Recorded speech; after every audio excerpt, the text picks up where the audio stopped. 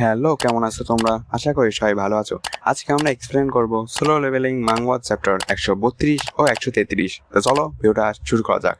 Chapter 132। Chapter শুরুতেই আমাদেরকে দেখানো হয় জিনহো সাংজিনুকে বলে জাপানের ডানজন রেড ফেল হয়ে গেছে। তারপরে আমাদেরকে জিনহুর বাবাকে দেখানো হয়। জিনহুর বাবা 23 ঘন্টা 46 মিনিট পরে ঘুম থেকে উঠেছে। যদি সে 24 ঘন্টার ভেতরে ঘুম থেকে না উঠতো তাহলে তার সেক্রেটারি তাকে হাসপাতালে নিয়ে যেত। আসলে ইন্টারনাল স্লিপের জন্য সে এতক্ষণ ধরে ঘুমিয়েছিল। তার সেক্রেটারি তাকে একটা ফাইল দেয়। এই ফাইলে ওই সব পেশেন্টের ডিটেলস আছে যারা ইন্টারনাল স্লিপ থেকে জেগে উঠেছে।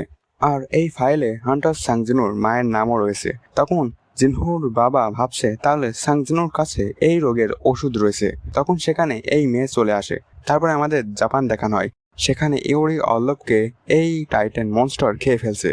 তারপরে এই ট্যাঙ্কগুলো ওই মনস্টারের উপর অ্যাটাক করা শুরু করে দেয়, কিন্তু এই মনস্টারের উপর এই ট্যাঙ্কের কোনো প্রভাব পড়ে না। এই হান্টার সকল এস র্যাঙ্ক হান্টারদের অর্ডার দেয় অ্যাটাক করার জন্য। এই হান্টার মেয়েটি একটা মনস্টারের চোখে অ্যাটাক করার চেষ্টা করে, কিন্তু সে ব্যর্থ হয় কারণ এই মনস্টারগুলো অনেক বেশি পাওয়ারফুল ছিল। এইসব ঘটনা নিউজে দেখানো হচ্ছে আর সাংজিনু এইসব টিভিতে দেখছে আর ভাবছে জাপানে যদি জেজু আইল্যান্ডের মতো পরিস্থিতি তৈরি হয় তাহলে পুরো এশিয়া মহাদেশে অনেক বড় সমস্যা তৈরি হবে। তখন সেখানে জিনুর বোন চলে আসে আর সে এসে জিনুকে জাপানে যেতে মানা করে। এই বেচারি অনেক ভয় পেয়েছে এইসব দেখে। আর জিনু জিনহার চেহারা দেখে বলে, ঠিক আছে, আমি যাব না, আমি অনেক কাজ করছি এই কয়েকদিন, আর তাই আমি এখন বিশ্রাম নেব বলেই জিনু সেখান থেকে চলে যায়। তারপরে জিনু একটা গার্ডেনে চলে আসে আর বলে বেরু। তখন বেরু বলে, ইয়েস ইয়োর হাইনেস। না না কিং। জিনু বলে, তোমাকে যখন জিনহার খেয়াল রাখতে বলছিলাম তখন তুমি ড্রামা দেখছিলে তাই না? আর বেরু এই কথা শুনে কেমন চেহারা বানিয়েছে তা তোমরা দেখতেই পাচ্ছ। আর এখন বেরুকে অনেক কিউট লাগছে। জিনু বলে, সে কেমন? বেরু বলে, জিনহা সারাদিন শুধু ঘুমিয়ে থাকে, কিছু করে না। তারপরে রাস্তা দিয়ে হাঁটার সময় জিনুর কাছে একটা গাড়ি আসে।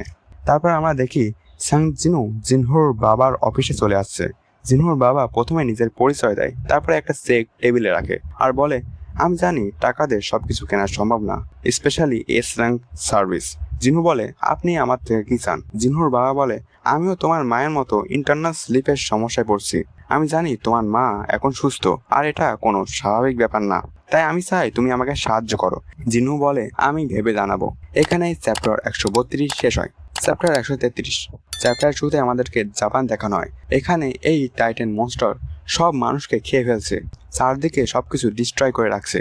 আর এই বড় টাইটানটা ডানজনের গেটের সামনে দাঁড়িয়ে আছে। এই রিপোর্টার বলছে এই মনস্টার হয়তো বেঁচে নেই, যদিও এরা শ্বাস নিচ্ছে, নড়াচড়া করছে। দেখে মনে হচ্ছে এরা কোনো প্রোগ্রাম, এরা কোনো মেশিনের মতো। তা না হলে আমাদের ট্যাঙ্কের অ্যাটাক এদের উপর কাজ করত। 2 দিন হয়ে গেছে ডানজন ব্রেক হওয়ার, আর তাদের কাছে কোনো উপায় নেই এটা থামানোর জন্য। তারপর আমাদেরকে সাংজিনুর অফিসটা দেখানো হয়। সেখানে সাংজিনু বলে, আমি জাপান যাব। জিনহু বলে, এটা জেজু আইল্যান্ডের মতো না, এই টাইটানগুলো অনেক পাওয়ারফুল। সাংজিনু বলে, যদি আমরা এই রেড কমপ্লিট করি তাহলে আমাদের গিল্ড পুরো দুনিয়াতে অনেক ফেমাস হয়ে যাবে। জিনহু বলে, আমিও যাবো আপনার সাথে সেখানে। আপনি জানেন Jeju island, red gate, double ডানজনের আর্টিকেলে কি কমন ছিল? ওই সব আর্টিকেলে আমি নেই। সাংজিনু বলে, কিছুক্ষণ আগে তুমি আমাকে যাওয়া থেকে মানা করছিলে আর এখন তুমি যাওয়ার জন্য রেডি হয়ে গেছো।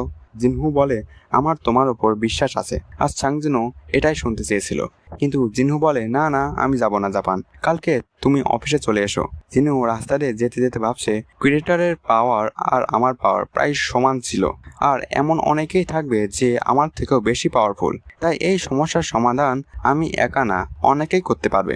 তারপরে জিনহু তার বাসায় চলে আসছে আর খাবার খেতে বসে যায়, কিন্তু জিনহা তার রুমে বসে কান্না করছে। তারপরে আমাদের জিনহু ও জিনহুর বাবার কথোপকথন দেখানো হয়। সেখানে জিনহুর বাবা চেক ফিরিয়ে দেয় এবং বলে, সরি, আমি কিছু করতে পারবো না। তখন জিনহুর বাবা বলে, তাহলে তুমি তোমার মাকে কিভাবে সুস্থ করলে? জিনহু বলে, আমি যদি এটা করতে পারতাম তাহলে আমি আরো টাকা ইনকামের জন্য কেন আমার মুখ বন্ধ রাখতাম? আর গুড বাই বলে সেখান থেকে চলে যায়। লিফটে যাওয়ার সময় জিনু ভাবছে আমি জিনুর বাবাকে তেমন জানি না, আর হয়তো তার কোনো রোগ হয় নাই, সে শুধু আমাকে টেস্ট করার চেষ্টা করছে এবং জিনুর কাছে এই ওষুধ অনেক কম রয়েছে, তাই সে এটা কেয়ারফুলি ব্যবহার করতে চায়। জিনু আরো ভাবছে অফার ভালো ছিল, কিন্তু জিনুর বাবা আমাকে ঠিকভাবে মানাতে পারে নাই। জিনু খাবার খেতে খেতে বলে মম আই এম গোয়িং। তারপর জিনু ভাবতে লাগলো আমার থেকেও স্ট্রং হান্টার রয়েছে, তবুও আমাকে ব্যাটেলফিল্ডে যাওয়া উচিত যাতে আমি আরো বেশি পাওয়ারফুল হতে পারি। জিনু মা বলে যেমন তোমার বাবা ছিল, সেও এমন পরিস্থিতি ইগনোর করতেন না। তারপরে জিনু জিনার রুমে যায়। সেখানে জিনু বলে তুই ঘুমিয়ে আছিস? জিনা বলে ইয়া। তারপরে জিনু জিনার বিছানার পাশে বসে আর বলে তুই জানিস আমি অলমোস্ট মরে গেছিলাম। তারপরে জিনু আবার বলে না না তেমন ভাবে না, মানে আমার কাজে মরার ভয় তো সবসময় থাকেই, আর চিন্তা করিস না, আমি সবসময় ওই সব পরিস্থিতি থেকে জীবিত ফিরে এসেছি, আর এইবারও আমার কিছু হবে না। তখন জিনা বলে তার মানে তুই যাচ্ছিস তাই না? জিনু বলে আমি আবার ফিরে আসব, আর দূরে থেকেও আমি তোকে প্রোটেক্ট করব। তারপর জিনু চেয়ারম্যান গোয়ের সাথে কথা বলে এবং অফিসিয়াল ভাবে জাপান চলে আসে। আর এখানেই চ্যাপ্টার 133 শেষ হয়। এমন আরো এক্সপ্লেন ভিডিও সবার আগে দেখার জন্য বাংলা অ্যানি এক্সপ্লেনেশন চ্যানেলটা সাবস্ক্রাইব করে রাখতে পারো এবং বাই।